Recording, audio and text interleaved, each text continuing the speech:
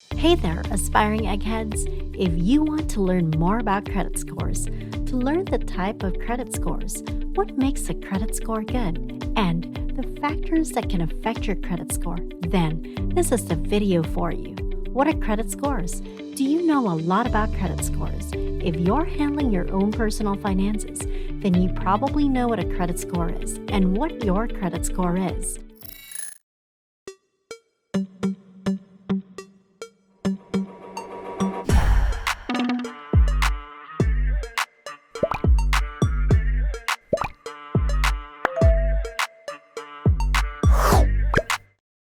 The higher your credit score, the better.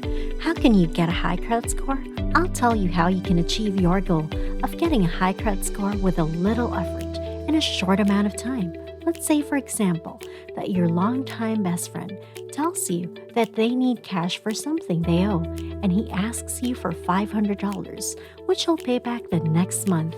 Since you've known this person for a long time, and this person is actually a part of your life, you can gauge whether you'll be seeing that $500 back, and you'll tend to not ask for interest because they're your friend. But what if a person, a complete stranger, comes up to you while you're gassing up and asks to borrow money from you, which you'll pay interest for? Banks lend money to people they don't know personally. The thing they pay attention to the most is your credit score. Your credit score is what lets the bank know whether or not you're qualified for the loan you're applying for, because your credit score reflects your history of credit, whether you're able to pay back your loan or not. Your credit score is kind of like your financial reputation.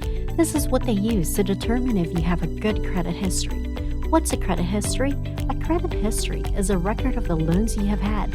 If you have a good credit history, then it would be easy for you to apply for loans because banks would see you as a qualified person to give a loan to.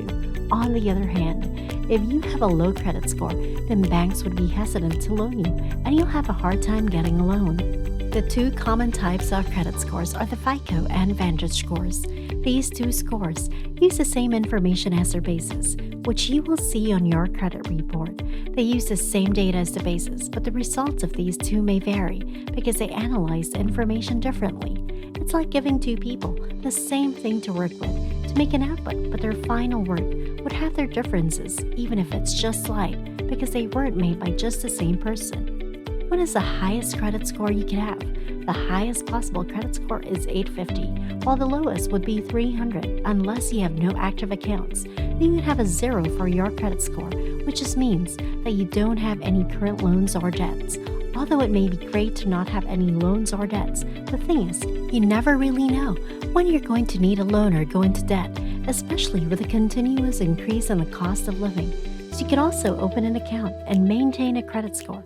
So if hypothetically you'll need a loan in the future, you could get one easily without too much of a hassle. What is considered a good credit score? Well, everyone has their own definition of a good credit score. Personally, if your credit score is higher than 650, it's a good credit score. If your credit score is higher than 750, then that's great. And if it's less than 650, then you should keep your credit in check and work on what you need to. Now, let's move on to the factors that can affect your credit score. There are 5 factors that have an impact on your credit score. These are your history of payments, the amount you owe, length of history, credit mix, and new credit. I'll explain each factor a little bit more for you to understand them better. First, you have the record of your payments. This is the first most important factor. What does your record of payments show? This shows if you're on time in paying your bills, whether these are mortgage, student loans, credit card payments, and car payments. What the people who lend you money want to ensure is that they'll be paid back. So if your payment history shows that you pay all your bills on time, then the more you can prove that you're capable of paying what you owe back. If you pay a bill late, then your credit score will become negatively affected, and this will stay in your recorded payment history. The second factor is the amount you owe, where the focus is on how much you've already paid off on your long-term loans, and this also includes how much of your credit card limits you consume monthly. If the percentage that you paid off on your loans are high, then this comes to show that you are reliable in making payments, and if you haven't paid off any yet, then this will affect your credit score. For credit cards, it's best that you only use a small amount of your credit card limit. The third factor is the length of history. This shows how long you've had open accounts on your credit. Once a loan is fully paid, then this is no longer included in the length of your credit history. If the account that you pay off is an old account, then this would negatively affect your credit score. The fourth factor that affects the credit score is called the credit mix. Like in investing, those who lend money usually like to see the first set of accounts open, so it's not bad for your credit score to have varying long-term loans. This shows the lender you can manage all these and pay for them in a proper manner. The last factor we'll discuss is new credit. If you apply for a new credit card, the person loaning you will check your credit report. If they see that you're opening too many accounts in a short period of time, then this is worrisome and the lender will be hesitant to give you the loan. A quick suggestion is to become an authorized user of a credit card of someone you know.